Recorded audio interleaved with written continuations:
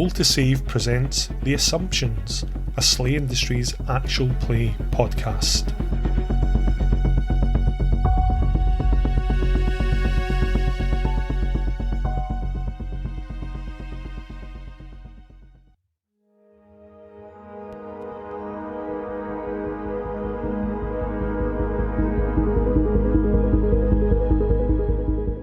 Previously on The Assumptions.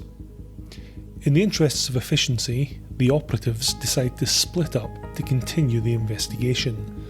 Bob remains at the sewage works and combs through their computer records, finding evidence of spikes in impurity levels that seem to coincide with Woolie's disappearance. McTavish and Bovril head deeper into downtown to Woolie's apartment and find that a lot of his neighbours have tiny animal skulls pinned to their front doors. Upon entering the building, they find a very dead Woolie, his body nothing more than a desiccated husk, slumped in front of the TV.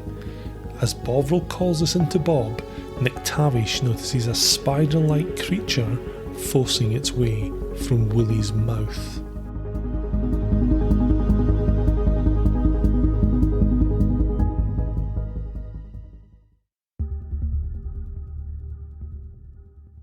I'm so glad I'm not there.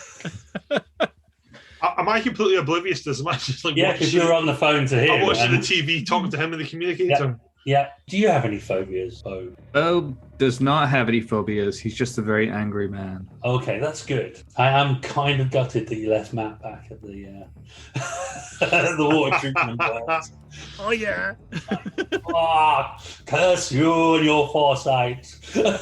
And this is pulling itself out. It's distended his throat to get out, and it's gonna leap at you. Yeah, I just literally swung as soon as I saw the mouth open. I'm just like fucking like wailing. Just Claymore was already out. Yeah, you can give me an attack check then.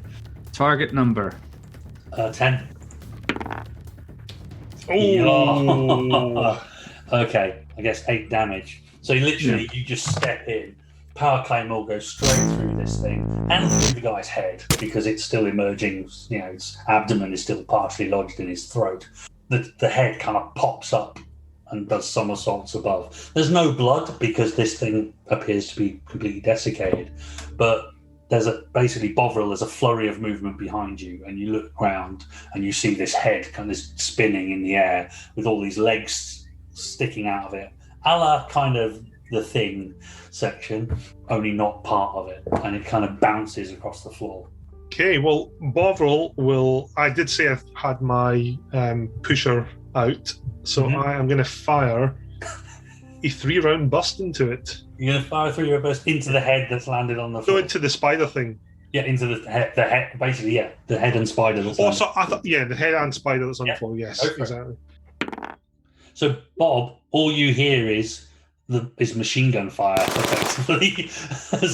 Everything's fine, there's a dead body here. Daka, daka, daka, daka. Yes. Okay, so 10 damage. Basically, you just pummel this burst into it, and it just up the wall. There's this ichor kind of splats up the wall. But what you then notice is the rest of the body starts to convulse. Bob, it's a good job you're not here. We appear to be... Well, I'll be back shortly. Okay. Yeah, well, what do you mean dead? And I imagine that's when the connection gets... So the chest of this body starts to rip open, and hundreds of these tiny, some of them are quite large, kind of arachnids start spilling from the body. We can go to initiative now. Okay. So these things erupt from this body. A lot of them are tiny and just kind of spill over and almost form a carpet that rolls in your general direction. But some of them are substantially larger, even to kind of almost small dog size. And they charge towards you, their little legs on the carpet, and kind of start crawling up your legs. I wanted to inject some rush with my booba. So you inject rush, and the familiar sensation kind of hits you as the chemicals hit your bloodstream. The red mist descends a little bit on your eyes, and Bovril. Presumably they're split up enough that it's not like... Is Steve like covered in them? Or kind of, there's quite a few of them up to his knees, but they all appear to be the really tiny ones. Yeah. There's about 2 of the larger ones, one on each leg. Okay, I'm going to shoot one of the larger ones. That's on his leg. Oh, yeah, good point. Are there any ones that are not on him? There are ones that are not on him that are coming straight at you. Yeah, I'll be the spray then. Okay. They're getting shot. I'll buy that for $1. So numerous of these creatures kind of explode into bits of chitin and ichor, but there's a lot of them, and they're still coming. I'm going to yell at McTavish, I wish we'd bought that flamethrower. Right now, that would be ideal. Okay, so the spiders. Okay, so these two things that are on your leg, McTavish, you can see they're starting to kind of chew at some of the less armoured parts of your armour. So you can take 4 points of armour damage to your suit of armour, please. 5 points of armor damage. Yeah. Well, they're biting through it, but it's not. They're not through to you yet, which is a good thing. I mean, these things are not big enough to for their attack to puncture powered armor and hurt you, so they wouldn't do as much damage. But what you don't want is a hole, is what I'm saying. And it's your go. You have an action. So Rush gives you a load of little advantages. Second action per combat round, after all other actions have been resolved, and whenever you lose any hit points, you reduce the amount lost by 1. And then you get addicted to it. It's already addicted to it. I'm not addicted to Rush, thank you very much. Not Yet. So these things are on me, so how risky is it going to be to try and scrape them off with my claymore, or should I just try and punch them off? I don't think if you're scraping them off, I don't think it's going to be that risky. If somebody was swinging a claymore at your leg attempting to get one, then yeah, that would be unwise. But yeah, I mean, I think as long as you realise you're not going to do a huge amount of damage, you should be able to kind of try and clear your legs quite. Well, they're very small, so. All right, I will roll the first one. I don't get any bonuses from the drugs, right? It's pretty much just a second action. Yeah. Yeah, nice. Okay, so yeah, you can scrape. So that's effectively one leg pretty much clear of nasties. And I will take a second. I'm assuming action. you're also stomping on a few things as well, by the way. So. Yes, I'll use my second action to do the same. Okay. Yeah, no problem at all. Okay, so you are now bug free, but you are standing amongst the carpet of the things, so it's not going to be for very long. Okay, Bovril. Well, Bob's realised that one of the real bits of value add with the pusher over other guns of its size is this little switch on the side that lets you flick up the rate of how automatic it's going. He's flicking up the rate of fire to 10 just to see what happens, and let him rip. Okay. Bovril will very much buy that for $1. Okay. The pistol rounds are slamming into everything. I think we're have to re-roll some stuff as well. Yeah, I can re-roll the skill dice or the success dice. I'm not sure you want to, do you? I don't want to. He's kind of nailed it there, to be honest. Yeah, pretty much nailed it. Okay. Again, skittering. You keeping these things at bay quite well, probably, causing quite a lot of carnage. The only problem you've kind of got is the fact that Bob is still stood in the middle of them. And while he's scraping them off, he's not killing them, and therefore they're coming back. So is there any way I can target the ones that are going for him without hitting him? While they're not on him, yeah. Well, as soon as they're on him, not so much. Okay, well, that will be Bovril's priority next round, is the ones that aren't yet on him. Okay.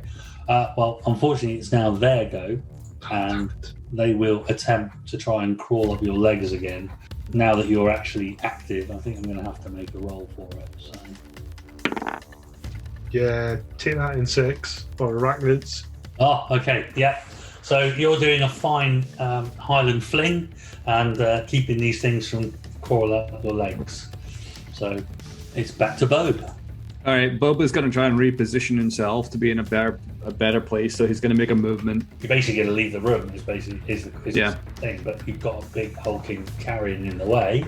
You can get round him, I guess, and get into the corridor, but you if you're going to hold the corridor, you'll be blocking Bovril in there, for example. Like, Bovril, we need to get a better place in this. This is not good. And then now that they're off, I'm just going to, I'm going to make an attack and try and kill some of them. This isn't War Machine. You can do it in either order.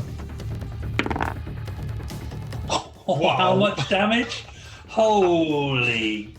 Okay. Smack, smack, smack. And I get +6 damage as well. Yeah, 21 damage. You cut down swathes of these things. I mean, as I said, the little ones you're having no effect on. There's just too many of those. But the big ones are just going down under scything blow after scything blow.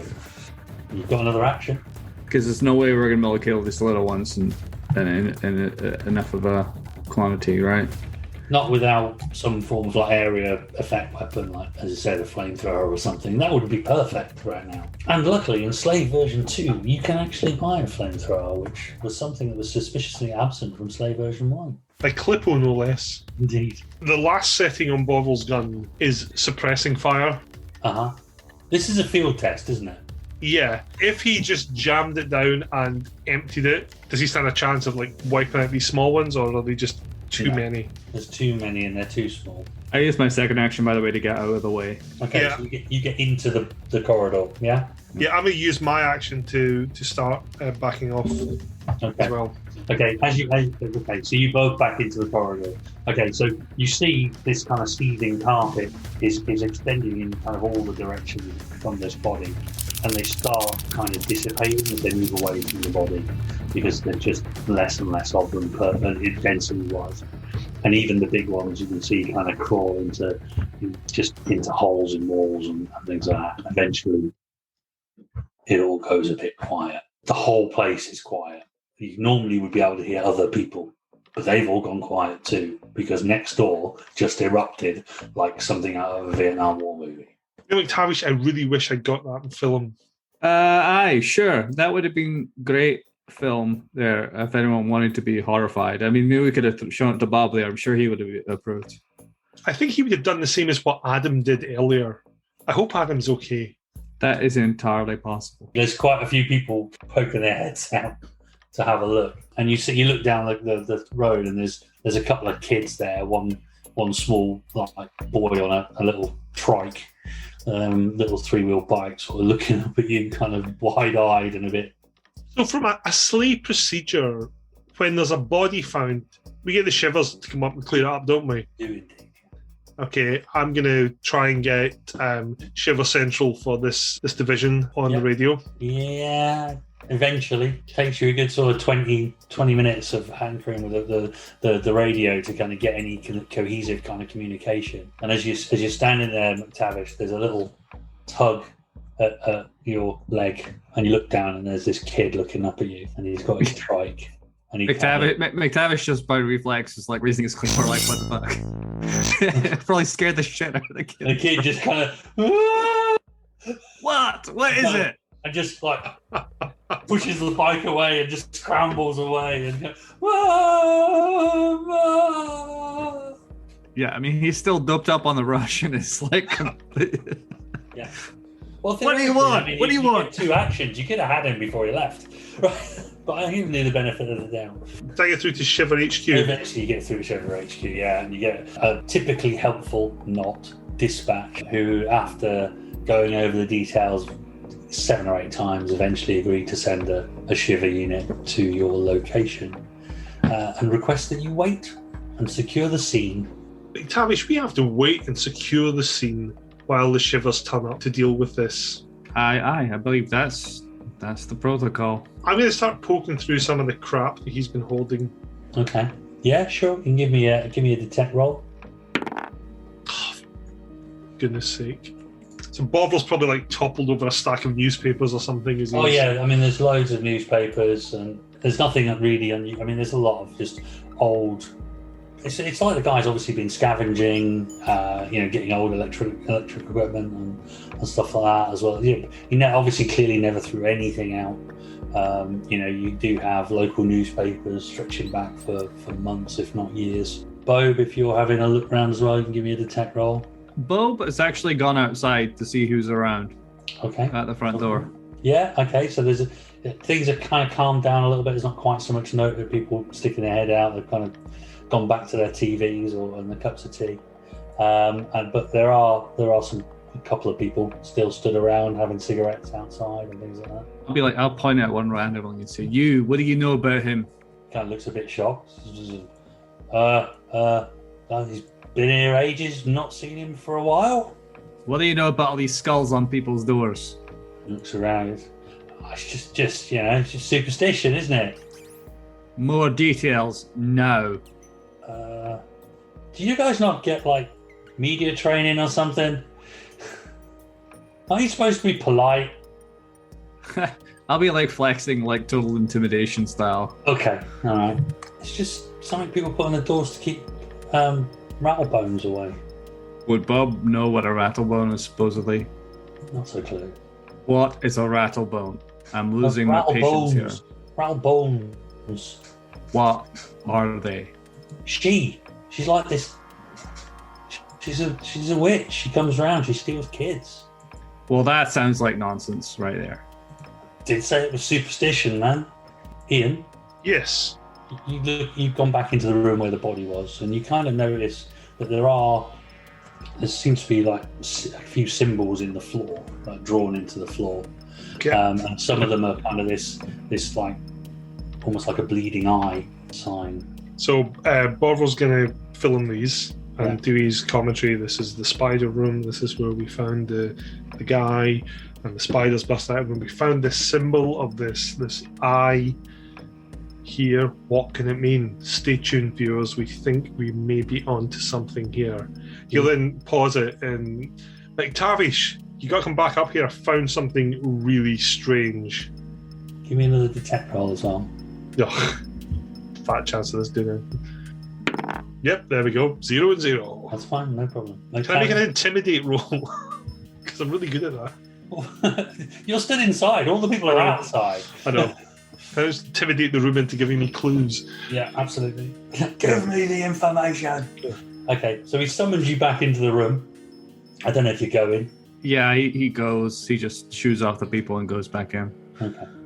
You can give me a detect roll when you walk in, and I'm assuming Bovril is showing him these marks. Yeah, I'm like, hey, McTavish, look, there's marks.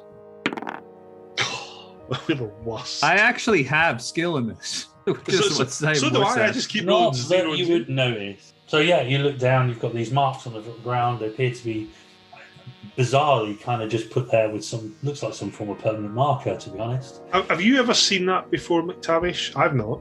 Would I make a roll for this or just assume that I haven't? Unless you've got an occult law. No. No skill in it.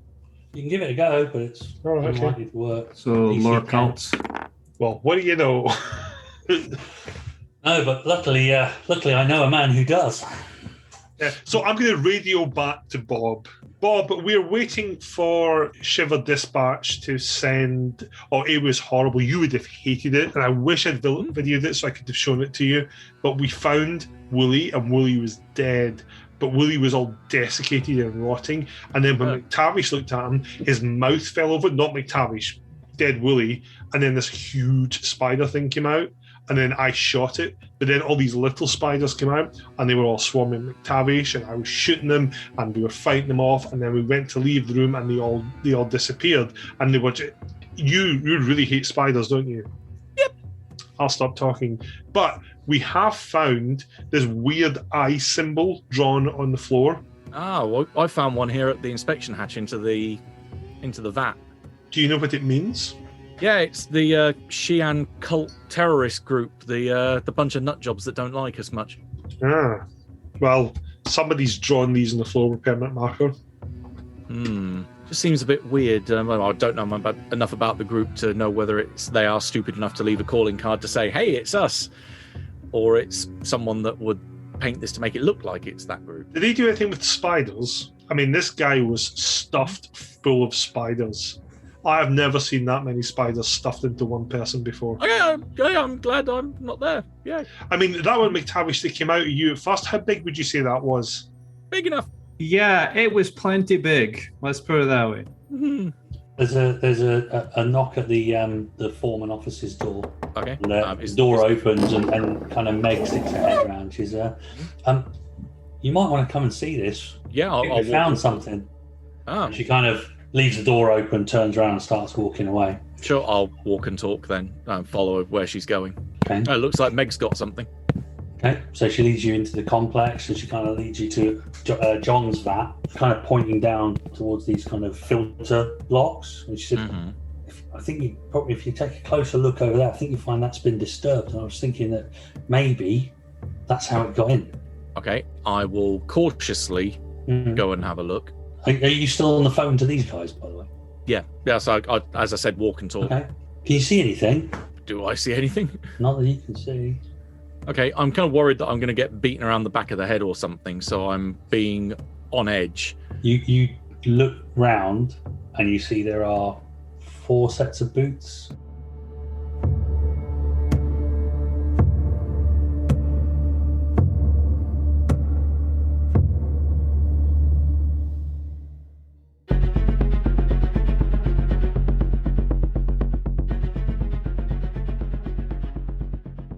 You've been listening to The Assumptions, our SLA Industries actual play podcast. This is a mini-series that we've added as part of the main Roll to Save lineup. We hope you enjoyed it and that you will join us for our next episode. Thanks again to Jason for running the game, and of course to Steve for voicing McTavish, and Matt for voicing Bob. If you want to hear more from Matt, you can find him on the Good Friends of Jackson Elias podcast. If you'd like to get in touch with us, you can do so on Twitter @SavePodcast, or you can email us at roll.to.save.pod@gmail.com. You can also find us on Facebook by searching for Roll to Save. We're a monthly podcast about the history of old school RPGs. We hope you'll join us for our next episode. Until then, remember, guns kill, but so does the truth.